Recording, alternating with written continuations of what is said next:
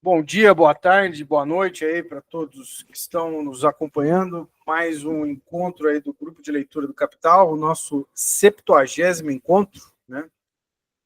Lendo aqui o livro 3, estamos já bastante avançados. Vamos iniciar hoje o capítulo 33, o meio de circulação no sistema de crédito. Então, o texto já começa com uma citação direta que o Marx faz desse texto aqui, The Currency Theory Reviewed, na página 65, né? Abre aspas. O grande regulador da velocidade da circulação é o crédito. Assim se explica por que as crises agudas do mercado monetário costumam coincidir com uma abundância da circulação. Aí agora volta para o Marx, né? Isso deve ser entendido em dois sentidos. Dois pontos. Por um lado, todos os métodos para poupar meios de circulação se baseiam no crédito. Por outro, tomemos como exemplo uma cédula de 500 unidades monetárias. A entrega a um agente A, né, entrega essa cédula hoje a um agente B, em pagamento a uma letra de câmbio. O agente B a deposita no mesmo dia em seu banco. Este desconta, ainda no mesmo dia, uma letra com ela em favor do agente C. O agente C paga com ela seu banco, que, por sua vez, adianta ao bill broker, para que a desconte, etc. A velocidade com que a cédula circula, nesse caso, servindo de meio de compras e de pagamentos, é mediada pela velocidade com que sempre retorna a alguém na forma de depósito e com que se transfere a outrem na forma de empréstimo. A mera economia de meios de circulação aparece desenvolvida ao máximo na clearing house, no intercâmbio de letras vencidas e na função predominante do dinheiro como meio de pagamento, simplesmente para a compensação de saldos. A existência... Uma coisa, eu queria... Opa. Desculpa, eu queria estar chamando de câmara de compensação, clearing house. Aqui, compensação de saldos, né? Mas isso, clearing house, na tradução da civilização brasileira, está chamando de câmara de compensação. Câmara de compensação. Que eu acho que deve ser a instituição inglesa, né? Com o nome, né, no caso da Inglaterra, né? Então, Câmara de compensação. Esse é o termo técnico, né? Até hoje se usa tanto o clearing quanto câmara de compensação em português. Usa as duas coisas? Sabia não. Eu acho que o nome, até na legislação brasileira, hoje vai estar câmara de compensação. Por exemplo, você tinha a CETIP, né? A CETIP fazia isso para títulos de renda fixa, debentures, etc. E depois foi comprada lá pela Bovespa, que virou o grupo B3. Mas basicamente você compensa o saldo, ela consolida os saldos entre credores e devedores de diferentes títulos e faz a transferência entre os agentes, né?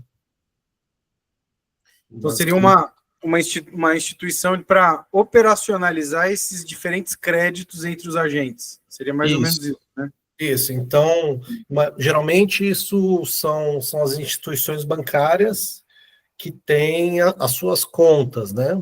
Então, imagina que está lá o Itaú, que tem um monte de tá operando operações para clientes, com um monte de operador, de gente que deve e gente que tem direito a receber, por exemplo, do Bradesco.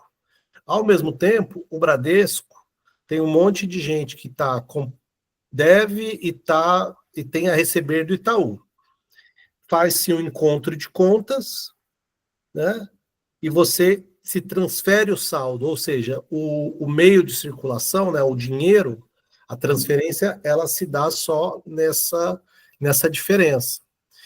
Isso acontece, por exemplo, para títulos do mercado privado, né? Então, que a gente chama CDBs, né? A CETIP ela fazia a compensação dos CDBs, né? Os certificados de depósito bancário entre bancos comerciais. Hoje isso está dentro da estrutura da BC. Mas isso acontece, por exemplo, dentro do próprio Banco Central, né? Então, o Banco Central, ele efetua isso para todas as transferências interbancárias, seja o TED, o DOC, etc.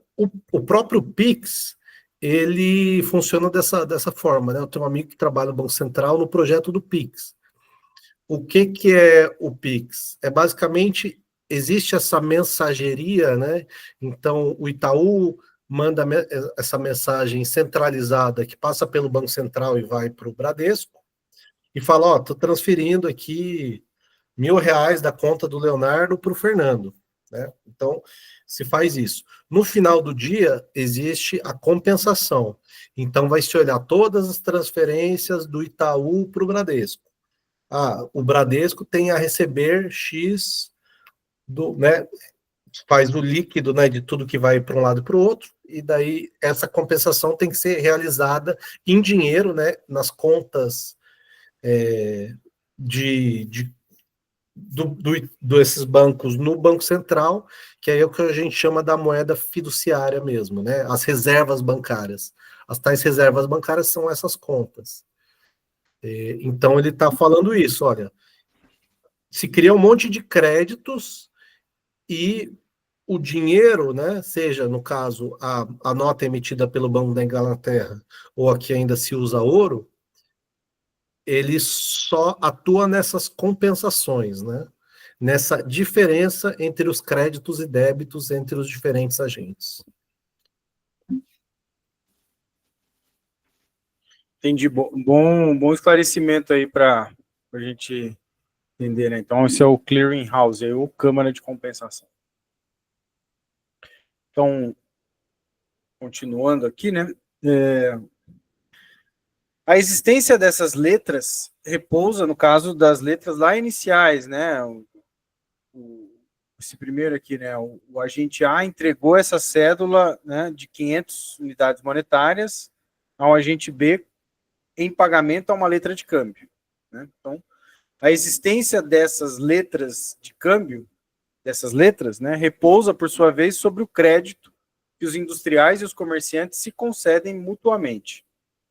Se esse crédito diminui, cai o número de letras de câmbio, sobretudo das de longo prazo, e com elas cai a eficácia desse método de compensação. Essa economia, que consiste em eliminar o dinheiro das transações e que se baseia inteiramente na função do dinheiro como meio de pagamento, a qual, por sua vez, repousa sobre o crédito, só pode ser, abre parênteses, se abstrairmos da técnica mais ou menos desenvolvida de concentrar esses pagamentos, fecha parênteses, de duas espécies, dois pontos. Créditos recíprocos, representados por letras ou cheques, que ou se compensam com o mesmo banqueiro, ou o qual se limita a transferir o crédito da conta de um cliente a outro, ou são compensados pelos diversos banqueiros entre si. Tem uma nota de rodapé aqui, número 11, tem aqui uns dados, né? Então, o número médio de dias em que uma nota de banco permaneceu em circulação.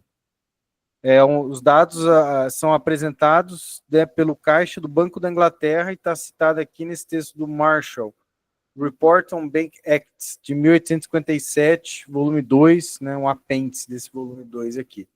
Então, tem 1, 2, 3, 4, 5, 6 colunas, né? 1, 2, 3, 4, 5 linhas. Então, a primeira é do ano, a segunda é de 5 unidades monetárias, né? 5 libras esterlinas aqui. A terceira de 10. A quarta coluna de 20 a 100 unidades monetárias. E a quinta coluna de 200 a 500 unidades monetárias e a sexta coluna de 1.000 unidades monetárias, né? Então, quantos dias, né, o número médio de dias que, acho que no caso, essas quantias, né, permaneceram em circulação. E aqui tem 1798, né, 1818, 1846 e 1856. Então, não consigo perceber aqui nenhum padrão imediato, mas deixa eu ver. Bom, vai diminuindo, né, o número de notas, de dias em circulação, né? Quanto maior a quantidade aqui, né? É o máximo que eu consegui perceber. Alguém quer fazer algum comentário? Precedido pela crise aí, né, Léo? Esse período aí são períodos de pré-crise, né? 46, 56, né? São períodos pré-crise, é verdade. Inclusive, 1856 antecede a do que o relatório está falando ali, né? Que é 1857 o ano, né? Exatamente. Bom, então, retornando aqui para o... Se você olhar horizontalmente, né, é aquilo que você falou, tem uma relação inversa do tempo em relação ao valor. Agora, se você olhar verticalmente, todos eles caem em relação ao tempo. Quer dizer, o número de dias vai decrescendo em relação ao tempo. Também tem isso, né? No sentido de que tem um desenvolvimento do sistema de crédito, de compensações mútuas, né? É um pouco isso que está mostrando, né? Que é um pouco esse argumento que ele estava desenvolvendo antes, né? Esse argumento de olhar assim, de cima para baixo, não... Exatamente. Então, boa essa tabela aqui, né? Isso é interessante. Então, voltando, eu particularmente acho que essa é uma tabela, se eu fosse como indicar aí como editor, já indicaria para ir para o corpo do texto, né? Não sei o que está fazendo no apêndice nas notas, né? Mas enfim. Então, voltando aqui para o corpo do texto, a concentração de 8 milhões a 10 milhões de letras de câmbio nas mãos de um bill broker, por exemplo, a firma Overend Gurney Company, foi um dos meios empregados para expandir localmente a escala dessa compensação. Tal economia aumenta a eficácia do meio de circulação na medida em que, graças a ela, uma quantidade menor desse meio é exigida para a simples liquidação do saldo. Por outro lado, a velocidade do dinheiro que gira como meio de circulação, abre parênteses, e com esse giro ele também é economizado, fecha parênteses, depende inteiramente do fluxo de compras e vendas, ou seja, da concatenação dos pagamentos. Na medida que se efetuem uns após os outros em dinheiro. No entanto, o crédito medeia esse processo e, assim, aumenta a velocidade da circulação. Cada peça monetária pode, por exemplo, efetuar apenas 5 rotações e permanece mais tempo em cada mão, como mero meio de circulação, sem interferência do crédito. Se o agente A, o possuidor originário, compra do agente B, B de C, o agente C de D, D de E de F, ou seja, se sua passagem de mão em mão se realiza apenas por meio de compras e vendas reais.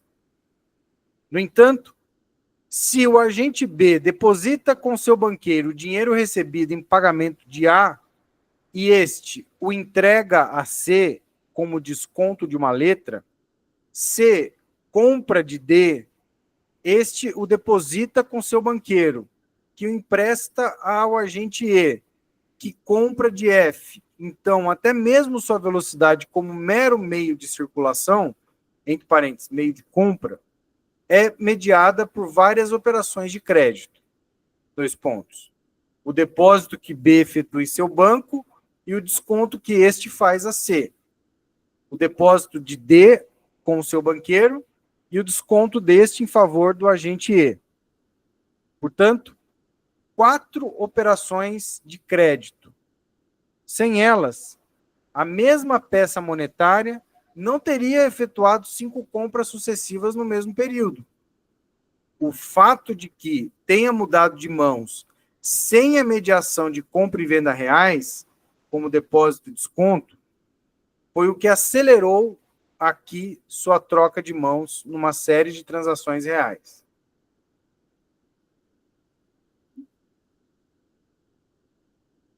Só um detalhe aqui, essa aceleração por causa do crédito, na verdade quer dizer porque a mesma peça monetária ela vai circular entre agentes sem efetivamente estar mediando um objeto que está sendo intercambiado. É por isso, né? Então, o mesmo agente pode comprar e vender ou fazer como depósito. O Caio levantou a mão já. Nesse ponto, por exemplo, aqui para circulação, o B, no primeiro exemplo que ele dá, tem que um comprar do outro. Então, o B teve que comprar do C. Né? No original ali, quando é só a moeda. No segundo exemplo, aqui que está, né, de B compra de A compra de B, B compra de C. Então, nesse exemplo, B comprou de C, trocou dinheiro, né? Ele pegou o dinheiro que ele recebeu de A e levou até o C. Quando teve o desconto, o B pegou esse dinheiro e colocou no banco. Então, ele não comprou de C. Mas daí C pegou o empréstimo do banco, recebeu esse dinheiro e fez uma compra de D. Entendeu? Então, não teve uma transação entre B e C, mas houve a compra de C para D. Logo, o crédito que possibilitou. Sem o crédito, o C teria que esperar ele vender para B para poder realizar, né? Então, assim que você acelera.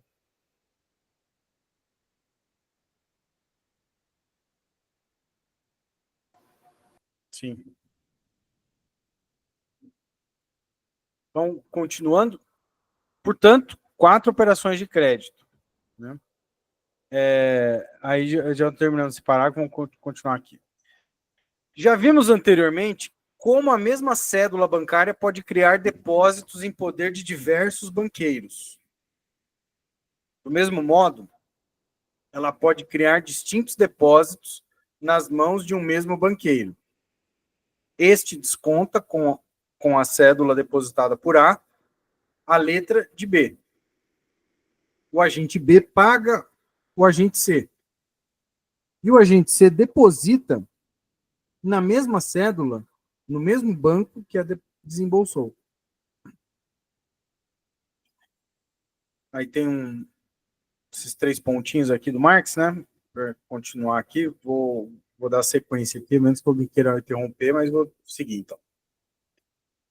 Ao examinar a circulação simples do dinheiro, entre parênteses, livro 1, capítulo 3, item 2, demonstramos que a massa realmente circulante, supondo-se dadas a velocidade de circulação e a economia dos pagamentos, é determinada pelo preço das mercadorias e pela massa das transações.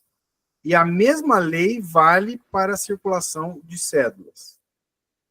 No quadro seguinte, está indicada a quantidade média anual das cédulas do Banco da Inglaterra, na medida em que elas se encontram nas mãos do público, especificamente as de 5 unidades monetárias e as de 10. As de 20 a 100, as cédulas mais altas, de 200 a 1.000 unidades monetárias, no caso, libras esterlinas, né? Assim como a porcentagem que cada uma delas representa na circulação total. As quantidades são dadas em milhares, omitindo-se as últimas 3 casas. Então, aqui nós temos, né, essa primeira coluna aqui, o ano, que vai de 1844 até 1857, né? Anualmente. Tem aqui essas primeiras duas colunas referente às cédulas de 5 a 10 unidades monetárias. A segunda coluna e segunda, terceira aqui, a quarta e a quinta, referente às cédulas de 20 a 100 libras esterlinas. A sexta e a sétima, em referente a cédulas de 200 a 1.000 libras esterlinas. E a última aqui, o total, né, em massa de libras esterlinas. Então, tem aqui uma quantidade, né, que vai aumentando um percentual ao longo do tempo, né? Um pouquinho dessas cédulas de 5 a 10, de 20 a 100 permanece mais ou menos estável, e de 200 a 1.000 diminui, né? O número de cédulas, percentual da total, né? Vai Tá meio diminuindo. esquisito essa tabela aí, né? Oi? Tá dando mais de 100 essa tabela aí, né? Se você pega aqui 1845, por exemplo, 1845, tá aqui. você soma lá o 46,9, 29,3%, mais 28,6 dá mais de 100%. Tá dando mais de 100%, Vamos aqui. Quase 105%, mais ou menos. Algum número parece que foi digitado errado ali, né? Não sei se a Raquel vai fazer uma observação em relação a outra edição, que está diferente. Eu acho que em relação aos números está igual, é 46,9, 29,3, 20. Não, na verdade, é 29,3 e no outro está 23,8. Aí, ó. O percentual de cédulas de 200 a 1.000 em 45. Em vez de 28,6, é 23,8. Então, acho que talvez foi uma edição 23,8. Mas, na verdade, eu só ia fazer uma observação, na verdade, retomando uma coisa que o Arlen tinha chamado a atenção um pouco antes ali, né? Que é interessante olhar para os anos da crise, né? Especialmente 47 ali e 57. Eles são pontos divergentes ali, assim, se for prestar atenção, né? Em 47 ele aumenta muito, aumenta bastante, né? Os bilhetes de 5 a 10 ali em poder do público, depois volta a cair, depois que passa a crise, digamos assim, né? E no caso ali dos bilhetes de 200 a 1.000, 47 também, né? E dá uma diminuída, dá uma recuada, depois volta a subir, também é um ponto fora da curva ali, né? 21,2%, né? Em 47, né? Eu Enfim, acho que são coisas para prestar atenção, de novo. Olhando o total, realmente, assim, né? Você vê um movimento de crescimento até 45, daí 46 tem uma pequena queda, 47, 48, uma grande queda, né? No meio circulante. São os anos da crise aí. Daí isso volta a recuperar, né, como esperado, né? Ou seja, com o crescimento da economia, você tem um crescimento do meio circulante. Mas 47, 48, você tem uma queda abrupta aí. Então, aí uns 5%, 47 e 48, menos 5% mais ou menos aqui. Vai lá, Warley. É só um comentário, porque nos capítulos anteriores ele está divergindo justamente com a turma que está falando que confunde o capital e dinheiro, né? Ele fala, olha, na crise tem um excesso de capital, mas você tem uma falta de dinheiro, né? E a tabela aí está mostrando a ausência aí, né? A diminuição do meio circulante, né?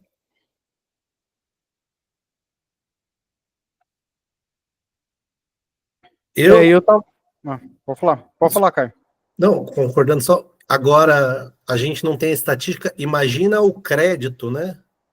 O crédito provavelmente ele caiu muito mais abruptamente do que esses 5% aí nesses anos, né? Era só isso. Não, é só um comentário ali, besta do número mesmo, é que só para o 45 ali é 23,8 a correção ali, dos bilhetes de 200 a 1.000, a porcentagem em poder de compra. É ali onde eu circulei? Aquilo que tu ajustou ali é 23,8. Então, peraí.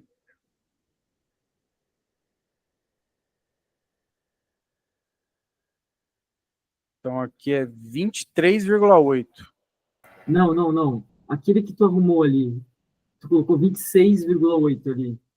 Ah, então é 23. 23? Ah, Isso, tá. isso. Então agora vai dar certo, porque ainda estava dando mais. Ainda estava dando mais. Desculpa que eu fui falando de outras coisas ali e não vi tu, mas é 23,8. Tá, então peraí. Mas essa tabela tá toda errada e tem que fazer ela do zero. É. Deve ter um valor Os correto. filósofos traduziu, então deve ter dado problema. Tem que botar um economista aí na equipe de tradução. Não, porque agora vai dar certo, eu acho. 29,3 mais 23,8. Agora deu 100. Agora deu 100. Pelo menos 1845 tá certo.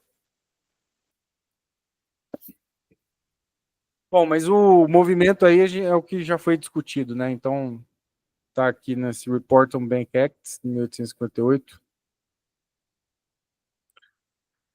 Então, continuando, né? O total das cédulas em circulação diminuiu, portanto, efetivamente entre 1844 e 1857. Embora, nesse período, o tráfego comercial tenha mais que duplicado, como demonstram as exportações e as importações. As cédulas pequenas, de 5 unidades monetárias a 10 unidades monetárias, libras esterlinas no caso, né, aumentaram, como indica a tabela, de 9.263.000 libras esterlinas em 1844 para 10.659.000 em 1857. Isso ocorreu simultaneamente ao forte aumento da circulação do ouro, que se acentua de modo considerável nessa mesma época. Em contrapartida, houve um decréscimo das cédulas de valores maiores, de 200 unidades monetárias a 1.000, de 5.856.000 libras esterlinas em 1852 para 3.241.000 em 1857. Decréscimo, portanto, de mais de 2,5 milhões de libras esterlinas. Isso se explica do seguinte modo, 2 pontos, e o Marx vai citar aqui diretamente esse relatório, né? Abre aspas. Em 8 de junho de 1854, os bancos privados de Londres emitiram permitiram aos bancos por ações participar da Clearing House, ou Câmara de Compensação, né? E pouco depois estabeleceu-se o clearing final no Banco da Inglaterra. Os saldos diários passaram a ser liquidados mediante transferência nas contas correntes que os diversos bancos possuem no Banco da Inglaterra. Esse sistema fez com que se tornassem supérfluas as cédulas de alto valor que os bancos antes utilizavam para cobrir suas contas recíprocas. Fecha aspas. Volta para o Marx. Até que ponto o emprego do dinheiro no comércio atacadista foi reduzido ao mínimo está demonstrado pela tabela que reproduzimos no livro 1, capítulo 3, nota 103, e que foi fornecida à comissão bancária por Morrison, Dillon Company, uma das mais importantes casas de Londres, onde um varejista pode adquirir seu estoque completo de mercadorias de todos os tipos.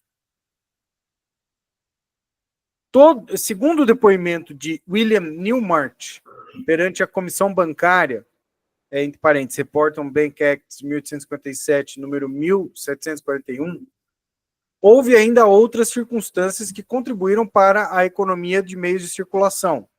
2 pontos.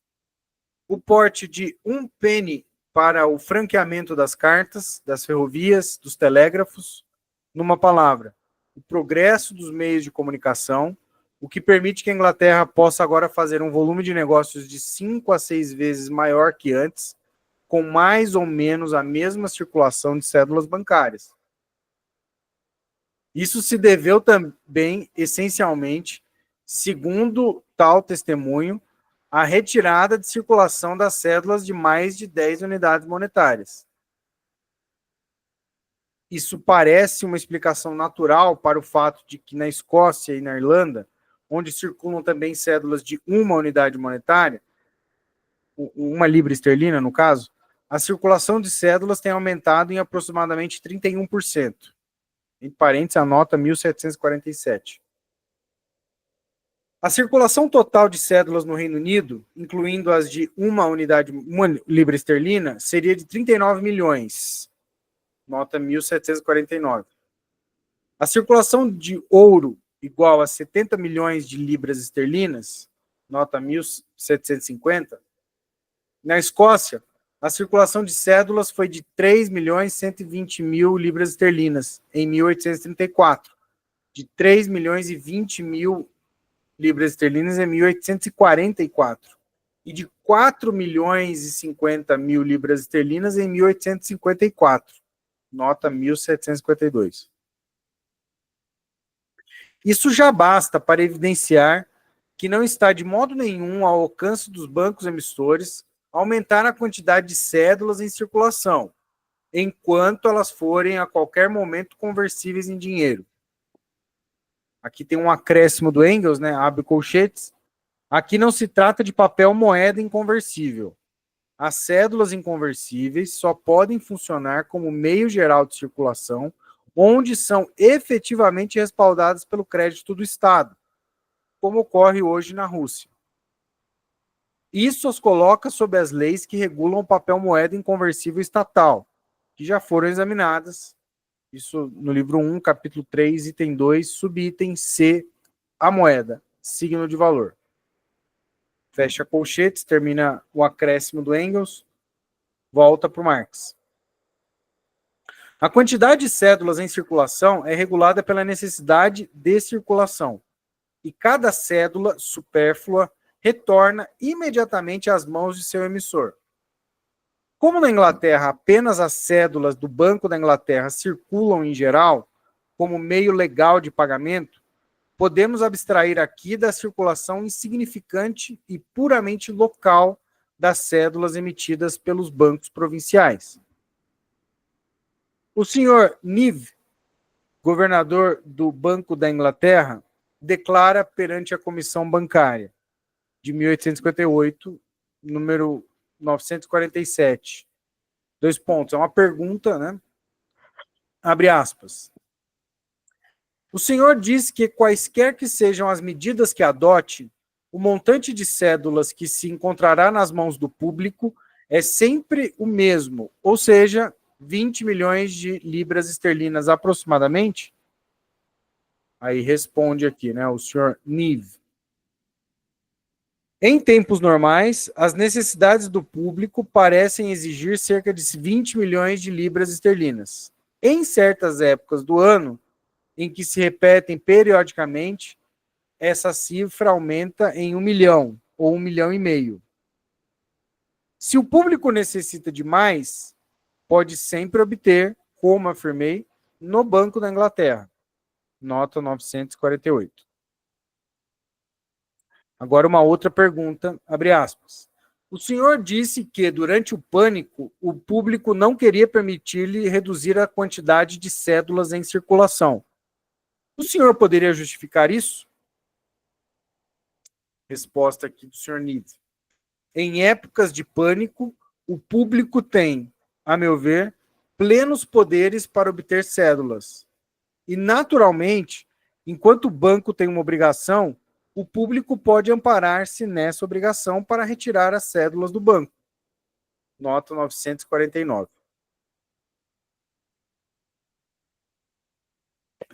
Aí uma outra pergunta, abre aspas. Quer dizer que são constantemente exigidos 20 milhões em cédulas do Banco da Inglaterra?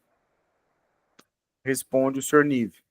20 milhões de cédulas nas mãos do público. A cifra varia.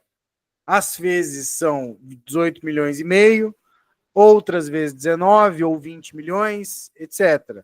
Mas, em média, pode-se falar em de 19 a 20 milhões. Fecha aspas. Volta para o Marx. Depoimento de Thomas Tuck perante a comissão da Câmara dos Lords sobre a Commercial Distress, 1848-1857, é o número 3094, abre aspas. O banco não tem poder para aumentar, como bem entender, a quantidade de cédulas nas mãos do público. O que ele pode fazer, e apenas mediante uma operação muito violenta, é reduzir essa quantidade. Fecha aspas.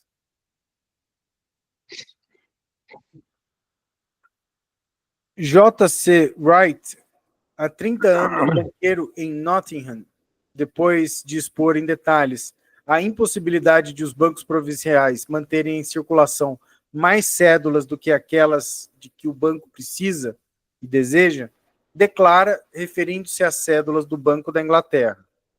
É o Commercial Distress, né, de 1848-1857, número 2000, nota número 2844. Abre aspas. Não conheço nenhum limite. Aí um acréscimo do Marx, a emissão de cédulas, volta para a citação, por parte do Banco da Inglaterra, mas todo o excesso de circulação passa para os depósitos, assumindo assim outra forma. Fecha aspas. O mesmo pode ser aplicado à Escócia, onde quase só circula papel, pois lá, como na Irlanda, são permitidas também as cédulas de uma unidade monetária, uma libra esterlina, e os escoceses odeiam dinheiro. Kennedy, diretor de um banco escocês, declara que os bancos não podem sequer deduzir sua circulação de cédulas e abre aspas, da opinião de que, pelo fato de as transações internas exigirem cédulas ou ouro para se realizarem, os banqueiros têm de fornecer os meios de circulação necessários para essas transações, seja por demanda de seus depositantes, seja de outra maneira. Continuando a citação aqui. Os bancos escoceses podem restringir seus negócios, mas não podem exercer nenhum controle sobre sua emissão de cédulas. Fecha aspas, né, no mesmo relatório, nota número 3.446 e 3.448. Volta para o Marx. Em termos parecidos se expressa Anderson, diretor da Union Bank of Scotland, nota número 3.578, abre aspas. O sistema de intercâmbio mútuo de cédulas, num acréscimo do Engels, entre os bancos escoceses, continuando, uma pergunta, impede que um banco emita mais cédulas do que as necessárias? Aí, resposta do Sr. Anderson. Sim, mas temos um meio eficaz que confere às cédulas de qualquer banco a capacidade de circular. Não, falei errado. Sim, mas temos um meio mais eficaz que a troca de cédulas. Fecha aspas, né? E aí o Marx acrescenta que, na realidade, nada tem a ver com isso, mas confere às cédulas de qualquer banco a capacidade de circular por toda a Escócia. Fecha aspas. E, na Escócia, há o costume geral de manter uma conta bancária.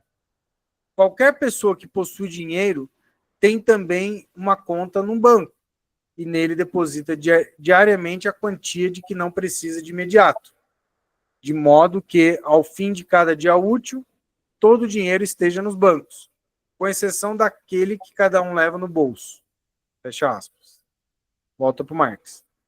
O mesmo ocorre na Irlanda. segundo depoimentos do governador do Banco da Irlanda, MacDonald, e do diretor do Provincial Bank of Ireland, Murray, perante a mesma comissão. A circulação de cédulas é não apenas independente da vontade do Banco da Inglaterra, mas também do volume das reservas de ouro nos porões do banco, que assegura a conversibilidade dessas cédulas. Aí tem uma citação aqui do Sr. Murray, né? Acho que ainda tem bastante texto, mas eu vou ler essa citação aqui dele.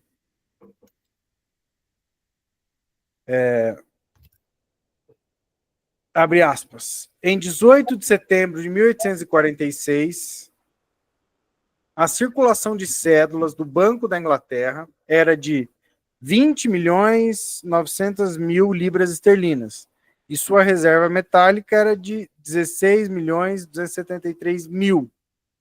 Em 5 de abril de 1847, a circulação era de 20.815.000 libras esterlinas, e a reserva metálica de 10.246.000. Isso significa que, apesar da exportação de 6 milhões de ouro e prata, a circulação das cédulas bancárias não foi reduzida. É um texto, na verdade, esse John Kinner, falei que era Murray, mas esse John Kinner, The Crisis and the Currency, de 1847. Volta para o Marx aqui. É claro, no entanto, que isso só tem validade sob as condições atualmente existentes na Inglaterra. E mesmo assim, apenas na medida em que as leis não disponham de outra maneira sobre a proporção entre a emissão de cédulas e a reserva metálica. Portanto, são apenas as necessidades dos próprios negócios que influem na quantidade de dinheiro circulante, cédulas e ouro. A esse propósito, é preciso levar em conta, antes de mais nada, as flutuações periódicas que se repetem todos os anos, qualquer que seja a situação geral dos negócios, de tal modo que, há 20 anos, abre aspas, a circulação é, em determinados meses, alta e em outros, baixa, ao passo que em certos meses ela apresenta um nível médio. Fecha aspas, é uma citação desse Newmarch.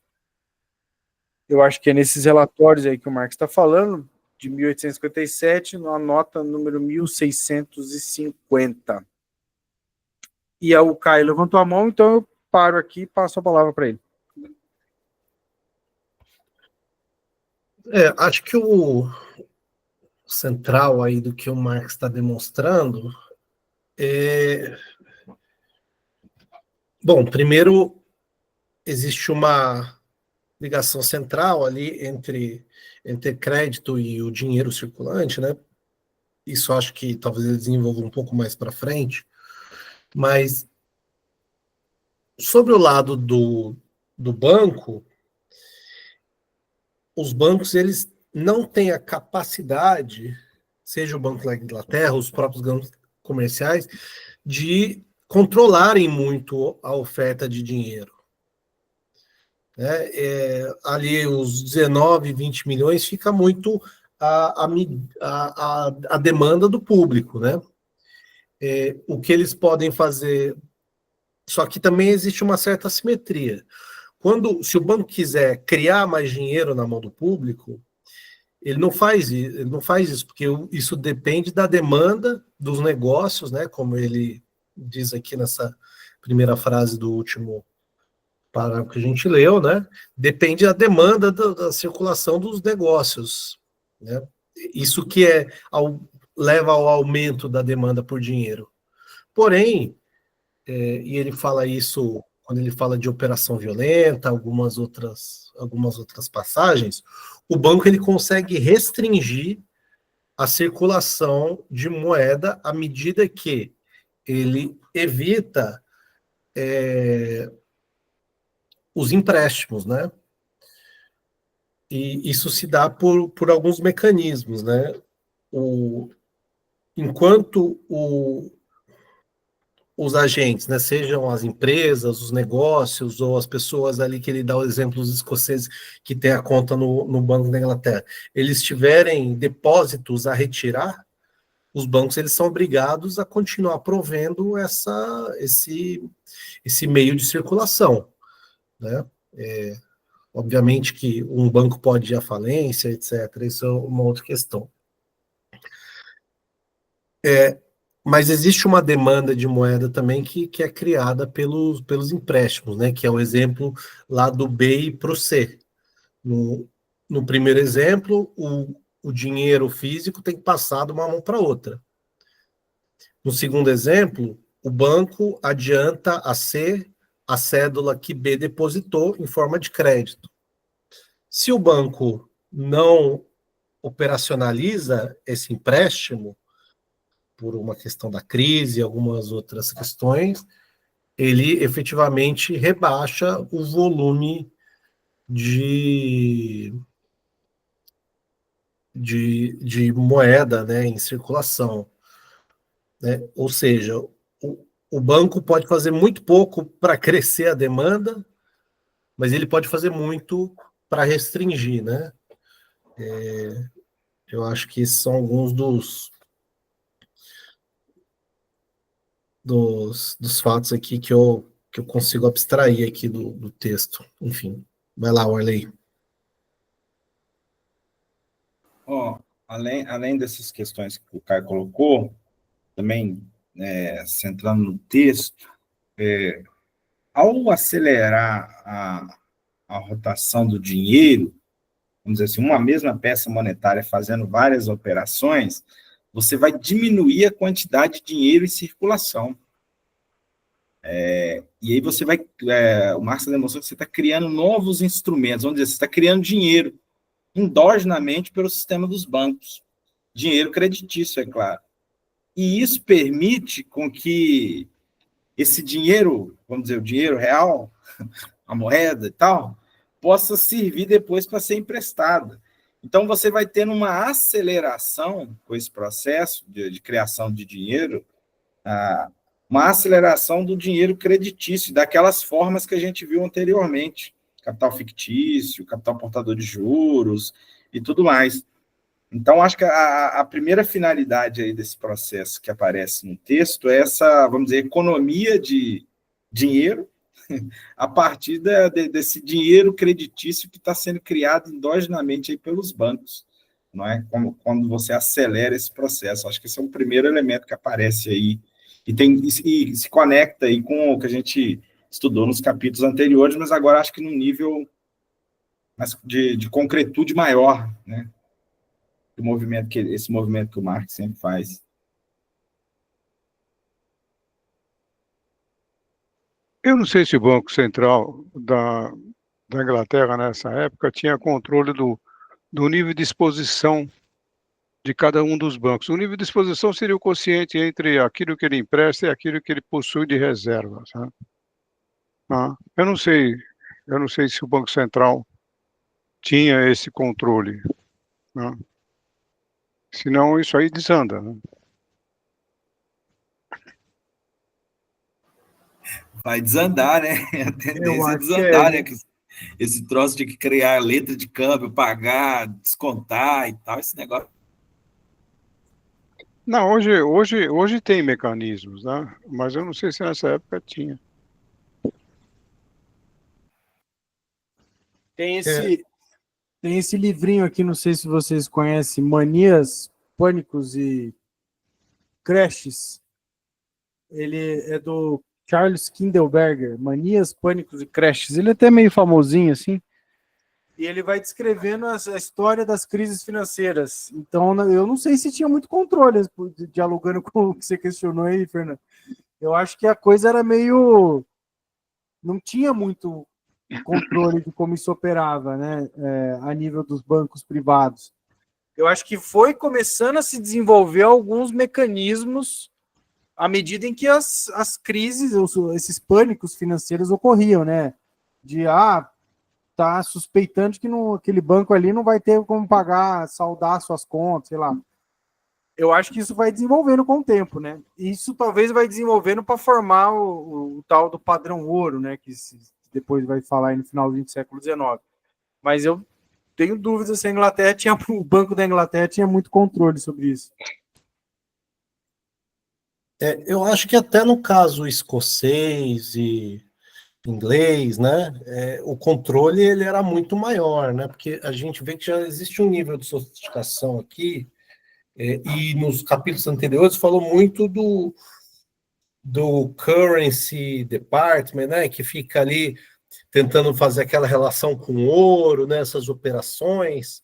Então, eu acho que no caso da Inglaterra, obviamente que tudo muito rudimentar nos anos 1800, né, o controle disso efetivamente quantitativo, mas me parece claro que existia algumas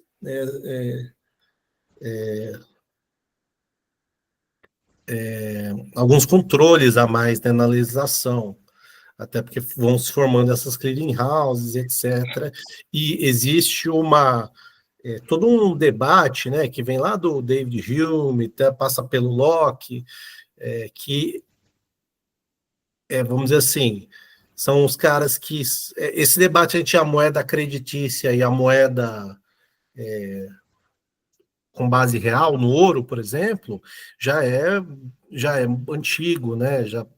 Nessa época ele era um debate quente, né? Entre esses, por exemplo, esses que eu comentei. Então, se tentava em muitas épocas restringir essa questão do crédito, né? Para não ter exatamente o excesso de alavancagem. No caso dos Estados Unidos, eu acho que aí realmente era muito mais ali nos Estados Unidos, do século XIX, passou por muito mais crises bancárias, né? Porque você tem a expansão para o oeste, a busca por ouro, você tinha muitos bancos descentralizados num território enorme que ficava muito inviável você fazer a gestão correta, né? E os Estados Unidos só vai formar o Fed lá em 1903, se eu não me engano, ou 13. Agora não sei a data. Mas... eu acho que é 13, década de 10. Eu acho que é década de 10. Enfim. Mas os mecanismos são, acho que... Aí, e se você pegar a teoria monetária moderna, muitos argumentos, né, estão aí porque o debate já estava dado. Assim, eu acho que essa discussão sobre moeda, o padrão ouro, etc., assim, já vem de séculos já, né? Mas, enfim. Raquel, por favor. Só um comentário que eu acho que talvez é uma coisa que o Marx vai discutir mais para frente, mas acho que talvez um dos instrumentos de regulação tenha sido a lei bancária lá de 1844. Né? O Marx já soltou alguns momentos aqui, mas acho que tem um capítulo específico sobre isso, não sei se é o próximo, algum mais para frente aí, que é justamente o momento em que o Banco da Inglaterra vai exigir essa conversibilidade em ouro, né? E talvez vai restringir justamente o que o Arlen estava comentando, né? Como, digamos, é possível ter menos moeda em circulação, né? Menos dinheiro aí em circulação, através justamente da expansão do crédito. Então, eu acho que o Marx tem uma certa crítica ali à lei bancária por isso, porque como se ela fosse, digamos, puxar um pouco da rédea do crédito ali na década de 40, mas acho que isso são coisas para estudar um pouco mais aprofundadamente quando o Marx falar disso nos próximos capítulos. Né? Acho que é o próximo capítulo, na verdade, está vendo aqui, é o próximo capítulo. Eu ia falar isso, é o próximo. Ô, Léo, você tem esse livro em PDF aí? Qual o livro? Agora eu me perdi. O que você está falando? O que você mostrou aí pra gente? Da história das crises bancárias? Em PDF eu tenho sim. Tem sim, me vou manda mandar. ele. Vou mandar. Manda sim. Mas ele não é marxista, né? Mas ele é um cara que pega a história, então assim, ele vai descrevendo as crises, é bem de boa de ler, bem agradável até a leitura. Acho que vai ser interessante para sua pesquisa. Vou te mandar. Massa. Esse livro é bem clássico. Eu tenho em algum lugar aqui que eu tô procurando. Mas tem um livro também sobre esse debate do. Eu vou ter que procurar aqui, que foi uma recomendação. A chama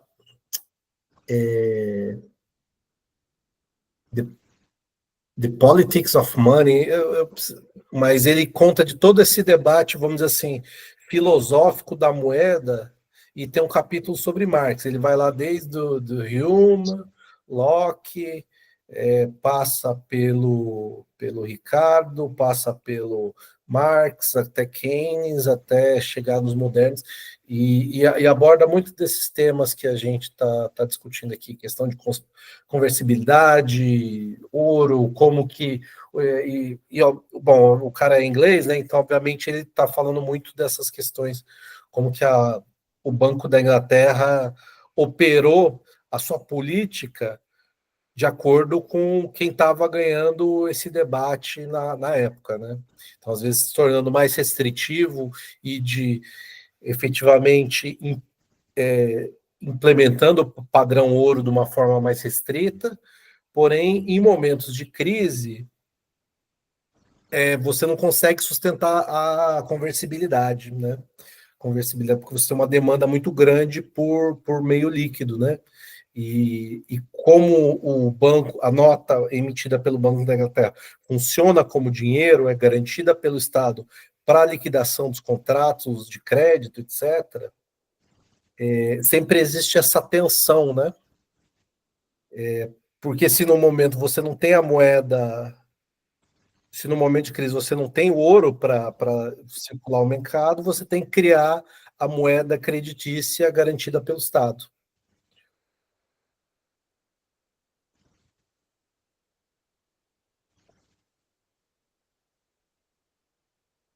Pode falar, Warley.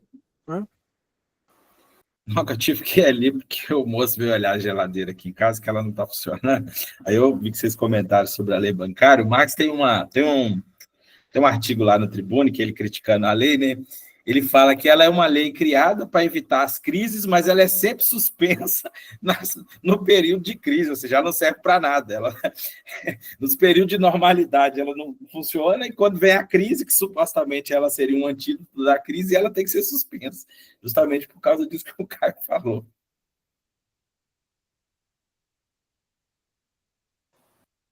E sem contar também que uma das formas, embora a gente não está falando isso, mas de também fazer valer uma certa posição do Banco da Inglaterra é por meio militar, né? Isso aí tem várias experiências, tem inclusive um nome aí acho que nas relações internacionais chama diplomacia da canhoneira, que não só a Inglaterra, mas a França aplicou contra vários países latino-americanos também, especialmente no processo de independência, de formação de Estado Nacional, mas também isso foi aplicado na Índia, isso foi aplicado em vários outros lugares, né?